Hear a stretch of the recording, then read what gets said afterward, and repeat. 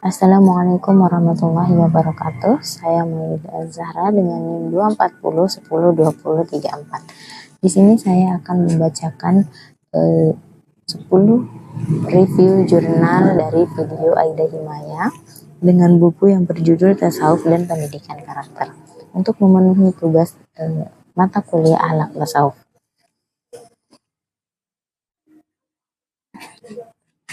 Pendidikan karakter berbasis spiritualisme yang ditulis oleh Hussein. Hussein menguraikan model pendidikan karakter yang berakar pada prinsip-prinsip tasawuf klasik.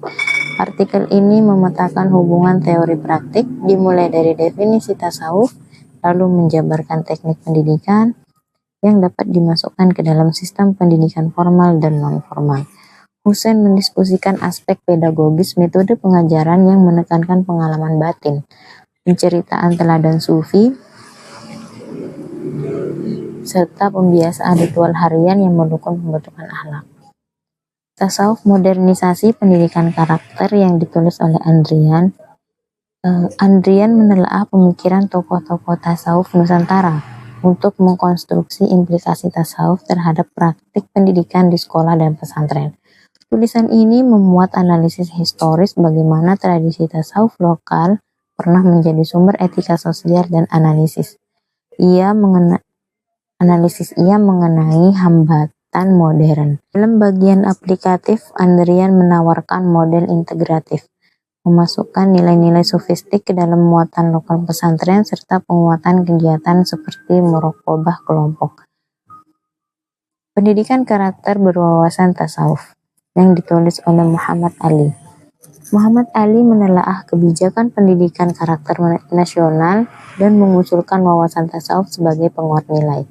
Artikel ini membandingkan kurikulum karakter formal dengan nilai sofistik, menunjukkan titik temu serta celah yang bisa ditambal oleh pendekatan tasawuf. Ali juga menjelaskan strategi implementasi konkret pembiasaan pagi, integrasi cerita teladan sufi dalam literasi, serta program mentoring spiritual di sekolah menengah. Integrasi nilai-nilai tasawuf dalam mengembangkan pendidikan karakter. Sihombing menggunakan studi kasus pemikiran Buya Hamka untuk menunjukkan bagaimana tokoh-tokoh pemikir Islam Indonesia menginterpretasi tasawuf menjadi program pendidikan moral. Artikel ini menyajikan pembaca teks Hamka yang menekankan etika sosial, kasih sayang, tanggung jawab, dan keteguhan moral yang semuanya dipadukan dengan latihan spiritual.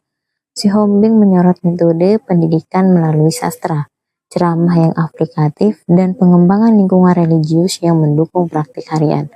Hasilnya menunjukkan bahwa model Hamka cocok dipakai dalam konteks sekolah modern. Pendidikan karakter melalui tasawuf akhlaki perspektif Al-Quran yang ditulis oleh Haryadi. Haryadi fokus pada korelasi makomat tasawuf dengan pembentukan karakter tertentu. Misalnya, makom taubat membentuk komitmen, makom sabar membentuk pengendalian diri, makom zuhud mencegah materialisme. Artikel ini memetakan argumen ayat-ayat Al-Quran dan hadis yang relevan ke dalam indikator karakter, lalu mengusulkan cara evaluasi dalam pendidikan. Pendidikan dimensi tasawuf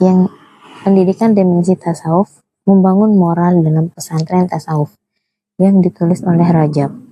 Rajab meneliti praktik pesantren tasawuf tradisional dan bagaimana institusi-institusi ini melakukan pendidikan karakter melalui amalan kolektif. Untuk mendeskripsikan proses transformasi santri dari perilaku profan menuju kehidupan berdisiplin spiritual, Rajab mencatat faktor pendukung guru berintegritas, kurikulum berformal yang panjang, dan komunitas yang mendukung serta faktor penghambat seperti tekanan modernisasi dan ekspektasi ekonomi. Peran akhlak tasawuf dalam menanamkan nilai spiritual pada anak usia sekolah dasar yang ditulis oleh Raffi Ajrul Baharudin. Artikel ini berfokus pada pendidikan dini menanamkan nilai sofistik, pada anak SD melalui kegiatan sederhana, cerita bergambar dari kisah sufi, doa pagi, latihan syukur, dan permainan reflektif. Sekian dari saya. Wassalamualaikum warahmatullahi wabarakatuh.